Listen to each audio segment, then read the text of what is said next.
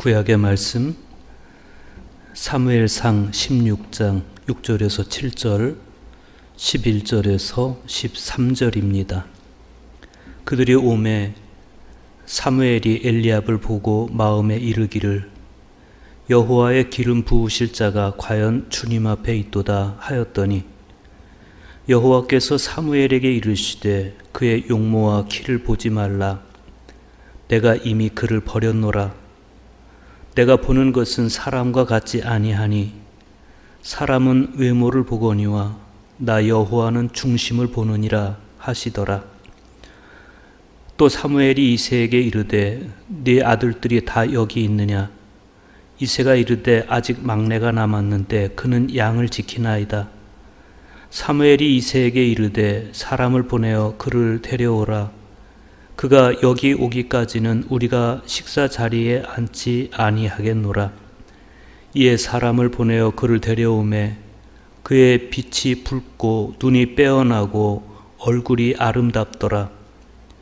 여호와께서 이르시되 이가 그니 일어나 기름을 부으라 하시는지라.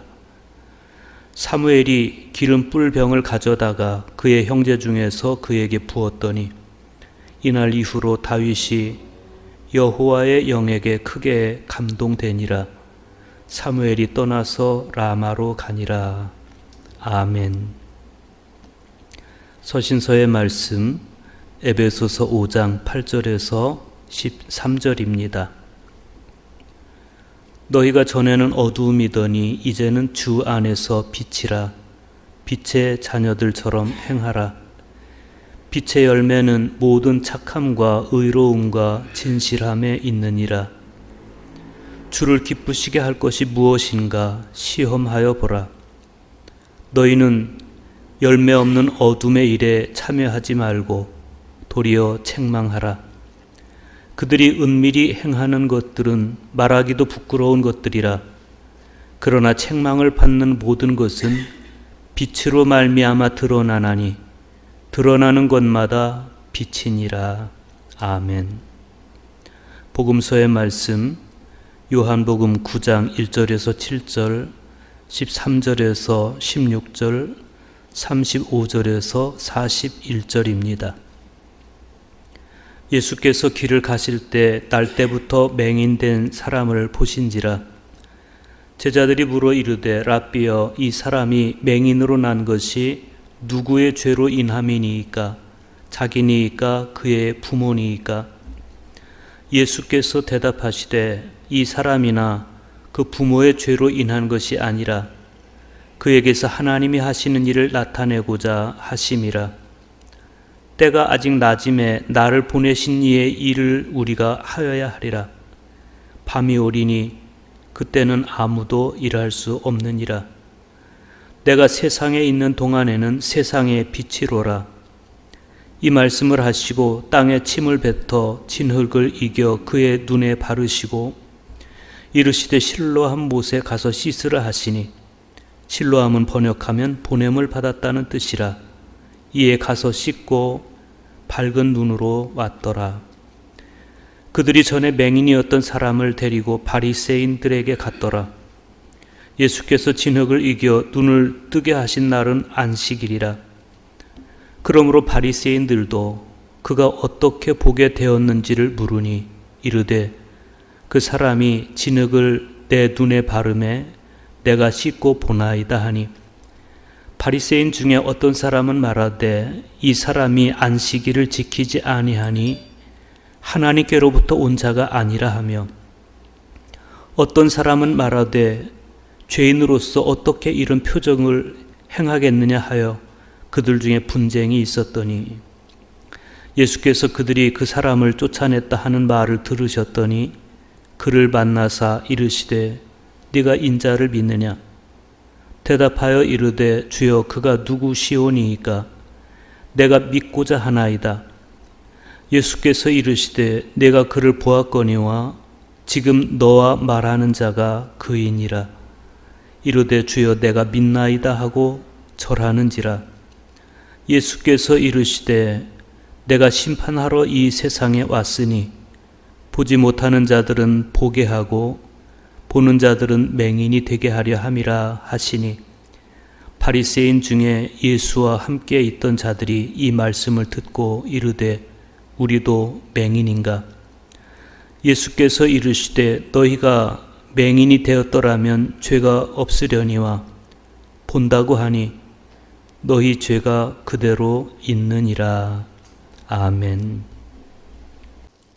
코로나19 감염병으로 온 세상이 발칵 뒤집힌 가운데 계절은 바야흐로 춘분을 이틀이나 지나왔습니다. 태양은 적도 위를 똑바로 비추고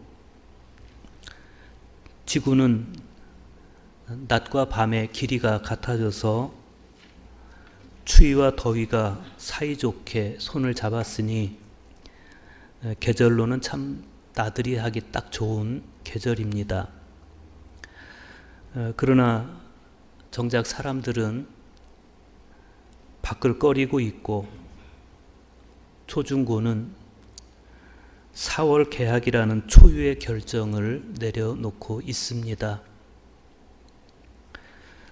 사람 만나는 것이 두렵다 보니까 소비 시장은 얼어붙고 그에 따른 경제적 파장은 어디까지 갈지 그 깊이를 예단할 수 없습니다. 처음인 게 너무 많습니다. 주일 예배를 한 달 넘게 가정 예배로 대체하는 것도 처음이고 4월인데도 아이들이 학교에 가지 않는 것도 처음입니다. 마스크를 안 쓰는 것이 무례함으로 비치는 사회가 처음이고 이웃을 잠재적 바이러스 복균자로 인식해서 냉정하게 거리 두기를 하는 것도 처음입니다. 코로나19 감염병은 우리에게 어떤 흔적을 남길까? 마냥 비관도 또 마냥 낙관도 할 수 없는 요즘입니다. 이럴 때일수록 우리 그리스도인들은 눈에 보이는 것 너머에 있는, 귀에 들리는 것 이면에 있는 더 높고 깊은 본질의 세계를 관상하고 전망하면서 그 세계에 걸맞은 나를 형성해 가야 되겠습니다. 참되고 본된 그리스도교 영성이란 교회 안에서 예배하고 기도함으로써만 갖춰지는 것이 아니고 세상 속에서 하나님 자녀로서 아름다움을 실천하고 창조 질서에 어울리는 사람으로 존재하는 것, 거기에서 참되고 본된 영성의 깊이와 넓이가 더해지는 것이겠습니다. 그러려면 우리의 영적 감수성이 깊어져야 됩니다. 장미꽃 위에 맺혀 있는 아침 이슬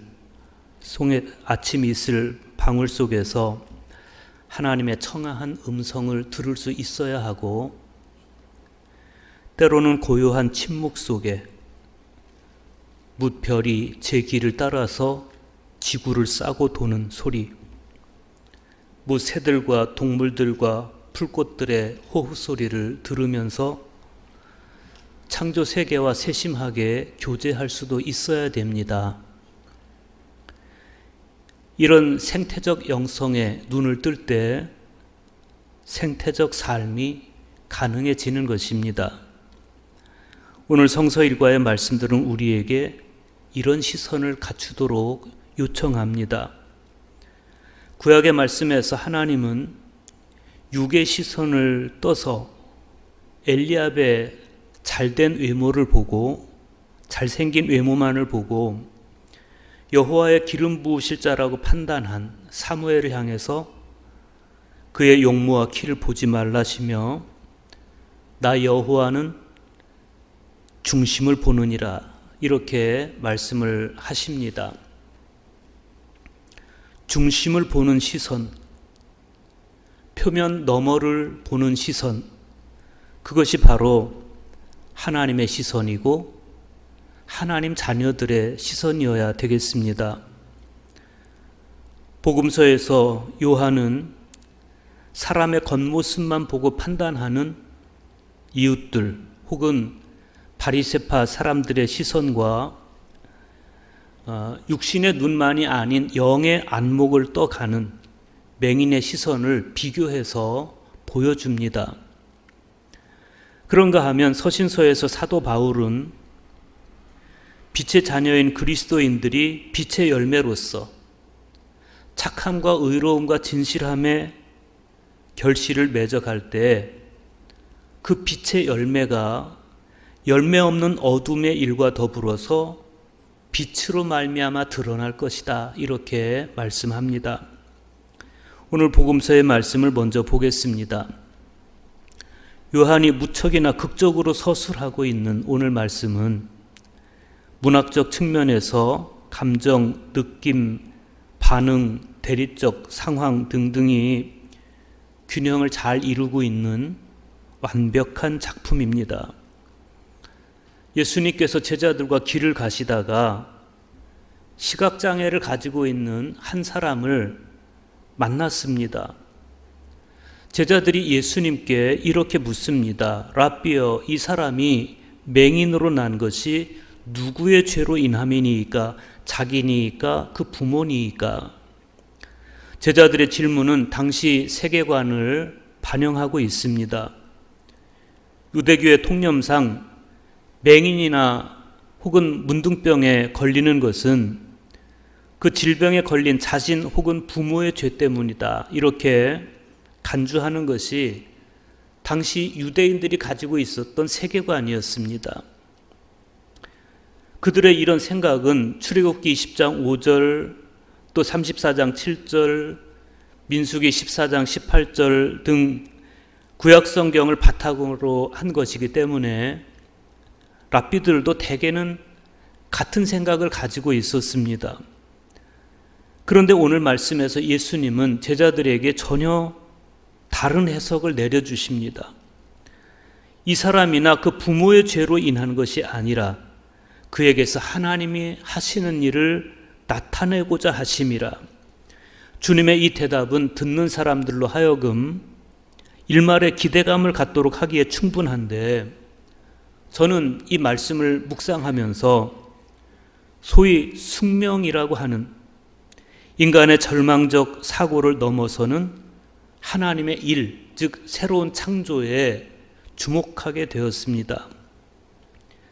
만약 자신이나 부모의 죄가 이 사람이 맹인된 원인이라고 한다면 이 사람은 평생을 자신의 죄 아니면 부모의 죄라고 하는 그 과거에 갇힐 수밖에 없는 것이고, 그 상태에서 앞을 보지 못하는 비극 속에서 평생을 살아가야 됩니다. 그런데 주님은 앞을 보지 못하는 이 사람을 실제하지도 않은 그 숙명 속에 버려두지 않으시고 하나님이 하시는 일이라는 기대 속에서 이 사람을 새로운 창조 가운데로 불러내 주십니다. 그리고 이어지는 과정을 따라가다 보면 우리 가슴은 더더욱 벅차게 됩니다. 예수님은 맹인에게 다가가셔서 땅에 침을 뱉어서 진흙을 개어서 그의 눈에 발라주십니다. 이렇게 생각하면 조금 비약일 수도 있겠지만 진흙을 개어서 그의 눈에 발라주시는 예수님의 모습에서 단지 눈만 고쳐주시는 치료를 넘어서 그를 새롭게 창조하시는 창조주 하나님을 볼 수 있습니다. 그런데 주님은 이 사람을 새롭게 창조하시는 과정에서 진흙만 쓰지 않으십니다. 시를로암 연못가에 씻어라 라고 말씀도 주세요. 맹인은 주님의 말씀을 믿고 가서 씻습니다. 그리고 이후의 상황을 요한은 이렇게 전해줍니다. 이에 가서 씻고 밝은 눈으로 왔더라. 그런데 바로 이 감격스러운 장면에서 지금 이 순간에 전혀 어울리지 않는 하나의 사건이 벌어집니다. 맹인이 눈을 뜨게 된 사건을 두고 마을에는 일대 소란이 벌어집니다. 그가 전에 구걸하던 것을 봤던 사람들이 물었습니다. 저 사람 여기 앉아서 구걸하던 사람 아니야? 어떤 사람들은 그 말이 맞다고 하고 어떤 사람들은 아니라고 그냥 닮았을 뿐이라고 말합니다. 그런데 당사자가 말합니다. 내가 바로 그 사람입니다. 내가 바로 당신들이 봤던 맹인입니다. 그러자 이번에는 바리새파 사람들 사이에 분쟁이 벌어집니다. 어떤 사람은 예수님을 겨냥해서 이 사람이 안식일을 지키지 않으니 하나님께로부터 온 자가 아니다라고 말하고, 또 어떤 사람은 저 사람이 죄인이면 죄인이 어떻게 표적을 행하겠느냐라면서 갑론을박합니다. 소위 신앙인이라고 자처하는 사람들이 가슴이 굳어버리면 얼마나 무섭게 변질되어 버리는지 우리는 이들을 보면서 절감할 수 있습니다. 헨리 나우엔은 상처 입은 치유자에서 단절된 인간상의 특징을 마비라고 봤습니다. 가슴이 마비된 사람들은 실존적 인간들이 자아내는 불안이나 기쁨이 아닌 무관심과 권태로 그들의 가슴을 채우고 있다. 평생 맹인으로 살아온 사람이 보게 됐습니다. 눈을 떴습니다. 그런데 이 사람이 비로소 보게 된 그 기쁨에는 그냥 무관심으로 일관하고 단지 율법의 옳고 그름을 따지고 있는 이 사람들에게 도대체 신앙이란 어떤 의미일까 생각도 해보게 됩니다. 그래서 이 맹인이 치유받은 이야기는 더할 나위 없이 행복한 사건임에도 불구하고 끝내 예수님의 꾸중으로 끝을 맺고 있습니다. 너희가 맹인이 되었더라면 죄가 없으려니와 본다고 하니 너희 죄가 그대로 있느니라. 주님의 이 일갈은 맹인과 바리새파 사람들의 시선의 역설을 아주 적나라하게 보여줍니다. 맹인은 육신의 눈만이 아닌 영적 안목까지 점진적으로 밝아져 가고 있는 반면에 너는 예수의 제자이지만 우리는 모세의 제자라고 그러면서 맹인에게 욕을 퍼부어대던 바리새인들과 유대인들의 안목은 그냥 형편없이 어둠 속에 방치되고 맙니다. 이처럼 하나님의 심판은 인간의 가장 내밀한 곳에서부터 점진적으로 내려지고 있었습니다. 카리스마타 수도회를 이끌었던 박효선 목사님께서 2008년 2월 유리바다에 기고하신 글이 있습니다. 부활절을 앞둔 어느 맘때였을 것입니다. 아침 기도를 바치러 예배당에 들어가기 전에 발코니를 뒤덮고 있는 등나무 아래서 잠시 햇빛을 즐기고 있노라니 어디서 이름 모를 작은 새 한 마리가 날아와서는 등가지에 앉아 꼬리를 까불더니 뭐라고 지절거리기 시작했습니다. 너무 예쁘고 앙증맞은 모습에 절로 미소가 지어졌습니다. 순간 작은 새를 마음으로 데려와 가슴 깊숙이 품어주었습니다. 그리고 가만히 귀를 기울여 지저귀는 새 소리를 듣노라니 평소에 자주 외는 영광송을 외고 있다는 생각이 들어 새가 놀라 달아나지 않도록 속으로 가만히 새를 따라 노래를 부르기 시작했습니다. 새 흉내를 내며 따라 부르노라니 어느새 아름다운 곡조가 되어 있었습니다. 이 노래가 나중에 카리스마타 전례에서 부르는 영광송이 되었습니다. 그런 일이 있은 후에 새를 잘 볼 수가 없었는데 지난 겨울 몇 차례 같은 모양의 새가 마당에 와서 창에 앉기도 하고 장독 항아리에 앉기도 하며 놀다가 돌아가곤 했습니다. 그런데 어제까지 해운대 교회 피정을 끝내고 오늘 아침 며칠 만에 아침 기도를 바치러 예배당 발코니에 올라갔더니 눈에 익은 그 새가 예배당 문 앞에 반드시 누워 죽어 있는 것이었습니다. 갑작스러운 모습에 너무나 놀랐습니다. 그리고 직감했습니다.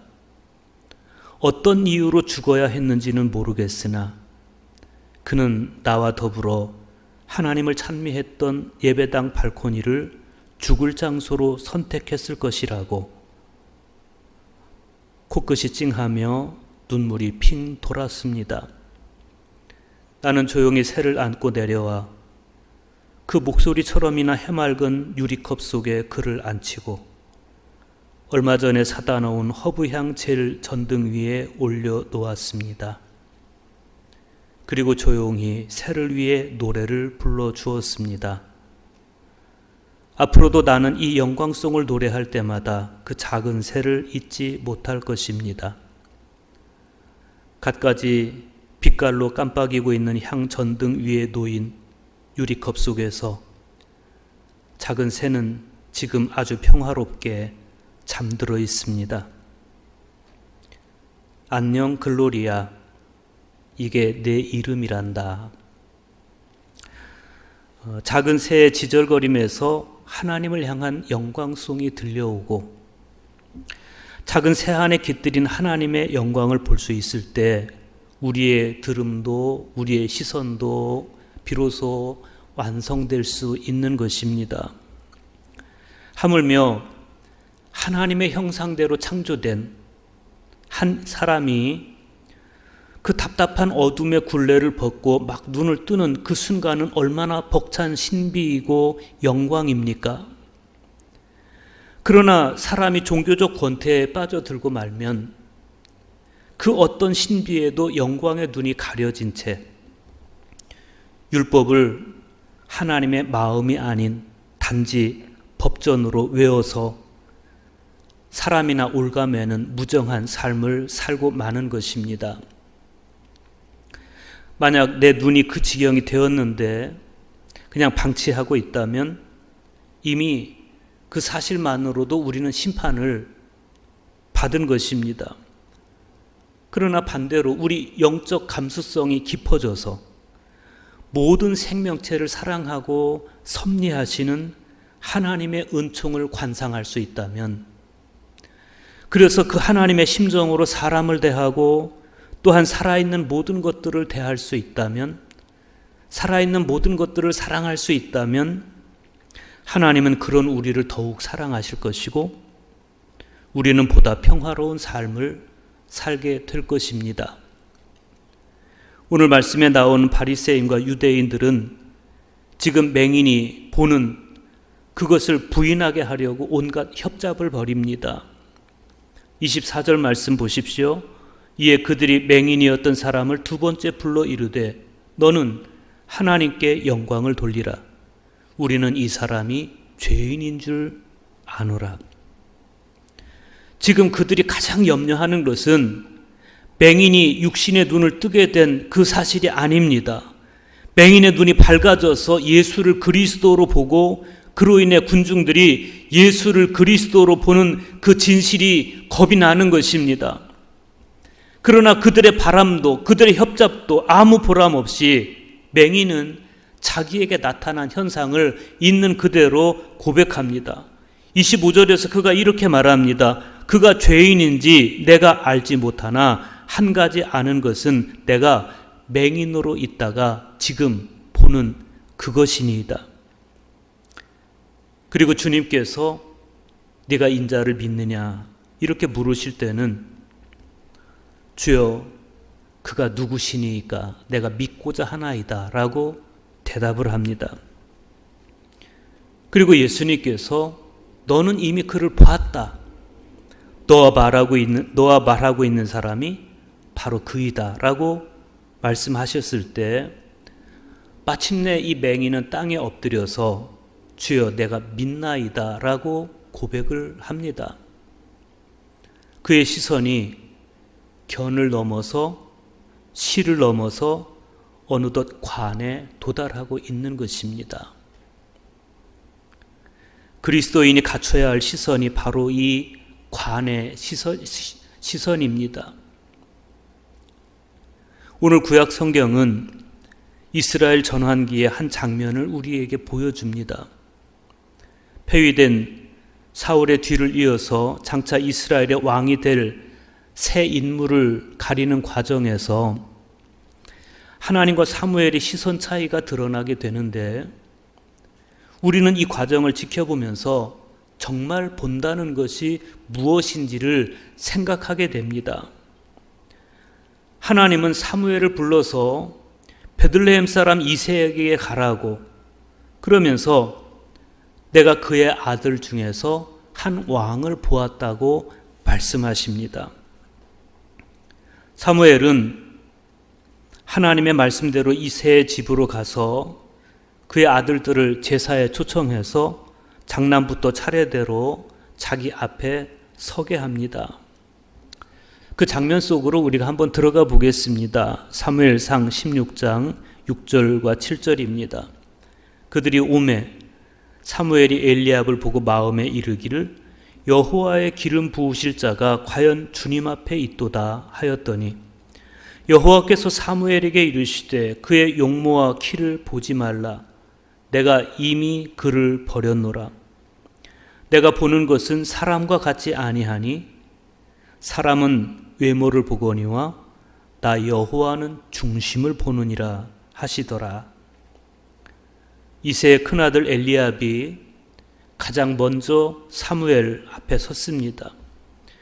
엘리압은 히브리어로 엘리아브, 즉 하나님은 아버지시다, 그런 뜻입니다. 그런데 엘리압은 이름도 은혜로운 데다가 용모도 아주 준수했던 것 같습니다. 엘리압의 잘생긴 외모에 반한 사무엘은 속으로 이렇게 말합니다. 여호와의 기름 부으실 자가 과연 주님 앞에 있도다. 그러나 하나님은 엘리압의 용모와 키를 보지 말라고 그러시면서 놀랍게도 내가 이미 그를 버렸다고 말씀하십니다. 그러면 하나님께서는 사람을 무엇으로 보십니까? 하나님은 이렇게 말씀하십니다. 나 여호와는 중심을 보느니라. 사람은 드러난 용모와 출신과 배경을 보지만 하나님은 감추어진 내면을 보신다. 감추어진 중심을 보신다. 그런 말씀입니다. 우리는 이 차이를 깨달아야 하고 하나님의 시선과 나의 시선 사이에 격차를 좁혀야 됩니다. 이새가 데리고 온 7명의 아들들을 다 봤지만 여호와께서는 그들 중에서 아무도 선택하지 않으셨습니다. 더 이상 아들이 없느냐고 물었을 때 이새가 이렇게 대답합니다. 아직 막내가 남았는데 그는 양을 지키나이다. 사무엘은 이새에게 사람을 보내서 데려오라고, 그가 오기까지는 이 식사 자리에 앉지 않겠노라고 말씀합니다. 마침내 다윗이 왔습니다. 하나님께서 사무엘에게 이 사람이 바로 왕이 될 사람이니 기름을 부어라, 이렇게 말씀을 하십니다. 양떼를 지키다가 갑자기 뛰어왔으니 복장이 얼마나 초라했겠습니까? 그러나 하나님은 다윗의 외모가 아닌 내면을 보신 것입니다. 그런데 그것보다 더 중요한 사실이 있습니다. 사무엘이 다윗의 머리에 기름을 붓고 라마로 돌아간 후에 이스라엘 역사의 주도권은 다윗에게로 넘어갑니다.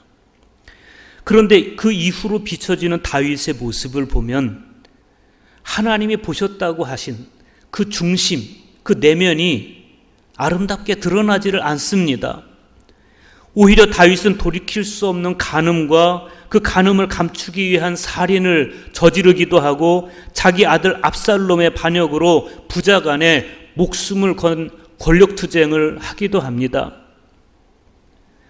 그러면 하나님은 도대체 뭘 보고 다윗을 선택하신 것이며 하나님이 보셨던 다윗의 중심은 과연 어떤 것일까? 우리는 그 의혹에 대한 대답을 오늘 구약 성경의 마지막 구절인 13절에서 볼 수가 있습니다. 사무엘이 기름 뿔병을 가져다가 그의 형제 중에서 그에게 부었더니 이날 이후로 다윗이 여호와의 영에게 크게 감동되니라. 이날 이후로 여호와의 영에 크게 감동되었다. 이 말씀은 다윗이 걸어간 평생의 삶에 대한 총체적인 평가입니다. 놀랍게도 하나님께서 보신 다윗의 중심은 지금 당장의 그의 중심이 아니었습니다. 지금 당장 그는 양을 치는 목동에 지나지 않고 이후로도 한동안 다윗은 권력 다툼에 치중할 것이고 인생의 어느 한순간은 정욕으로 쓰러질 것입니다. 그러나 하나님의 성령은 끝까지 그와 함께 하면서 일평생을 통해서 다윗을 변화시켜 나가실 것입니다. 중요한 것은 바로 그때의 중심을 하나님이 보신 것입니다. 이 하나님의 시선을 신뢰하고 우리 또한 평생을 통해서 변화되어 가야 되는 것입니다. 우리도 어느 순간은 다윗처럼 쓰러질 때도 있고 또 어느 순간은 성령께서 우리를 감동시키셔서 인격과 행위 전체에서 하나님의 자녀다움을 드러낼 때도 있습니다. 그래서 지금 쓰러졌다고 주저앉을 일이 아닙니다. 이날 이후로 우리 또한 다시 일어서서 내 삶의 전 과정을 통해서 성령님을 의지하며 마치 맹인이 점차 눈을 떠 가듯이 우리 또한 점차로 하나님을 보는 삶을 살아내는 것입니다. 다메섹으로 가던 사울은 스스로 본다라는 자부심에 가득 찼던 사람입니다. 그러던 사울이 예수님의 빛 앞에서 소경이 되었을 때 그날 이후로 사울은 영의 눈을 뜨게 됐습니다. 그 은총을 체험한 사도 바울이 서신서의 말씀에서 이렇게 촉구합니다. 너희가 전에는 어두움이더니 이제는 주 안에서 빛이라. 빛의 자녀들처럼 행하라. 빛의 열매는 모든 착함과 의로움과 진실함에 있느니라. 자기 내면의 어두움을 본 사람만이 빛이 되기 위해서 몸부림칠 것입니다. 성령의 감동으로 빛의 자녀가 된 사람은 빛의 열매로서의 착함과 의로움과 진실함으로 삶을 살아낼 것입니다. 우리가 영의 시선으로 모든 생명체를 사랑하고 섭리하시는 하나님의 은총을 관상할 수 있다면, 그래서 하나님의 바로 그 심정으로 나도 사람을 대하고 또한 살아있는 모든 것들을 사랑할 수 있다면 우리의 영혼은 참된 행복을 얻을 것입니다. 부디 이 사순절을 걸어가는 동안 우리의 시선이 맑아지고 깊어져서 하나님의 심정으로 사람을 대하고 모든 살아있는 것들을 사랑하는 착함과 의로움과 진실함의 열매를 맺게 되기를 간절히 축복합니다. 다 같이 기도하겠습니다. 하나님 감사드립니다. 맹인은 앞을 보지 못했습니다. 예수님은 그를 새로이 창조하셨습니다. 맹인은 눈을 떴습니다. 단지 육신의 눈만을 떴다가 점차로 예수님을 알아보기 시작하고 내가 그분을 믿는다고 고백합니다. 본다고 자부하던 바리새인들은 끝까지 예수님을 보지 못하고 어둠 속에서 자기 영혼마저 더럽히고 맙니다. 아버지, 오늘 저희들의 시선이 주님 같아지기를 원합니다. 어둠 속에서 헤매이고 주님의 뜻도 주님의 의지도 파악하지 못한 채 그저 나의 길을 걸어가지 않도록 도와주시고 주님의 시선을 배우고 깨달아서 우리도 주님처럼 중심을 볼 수 있는 시선, 표면 너머의 본질의 세계를 바라보고